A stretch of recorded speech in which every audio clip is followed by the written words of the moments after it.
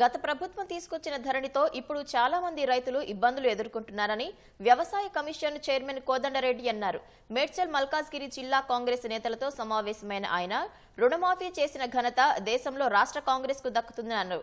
చెరువులు పూర్తి ఆక్రమణకు గురైన నేపథ్యంలో 10 ఏళ్లలో చెరువులు కనుమరుగయ్యాయని పేర్కొన్నారు. చెరువులు కుంటలతో పాటు ప్రకృతిని కాపాడాలనే ఉద్దేశంతో హైడ్రాను తెరపైకి తీసుకువచ్చినట్లు ఆయన తెలిపారు. ప్రధాన ప్రతిపక్ష హోదాలో ఉన్న బీఆర్ఎస్ నాయకులు బురద చల్లే విధంగా రాజకీయాలు చేయడం సరికాదన్నారు.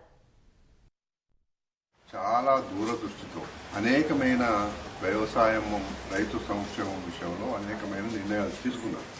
ఉదాహరణకి ప్రకృతి బాగుండాలి, చెరువులు కుంటలు కాలువలు.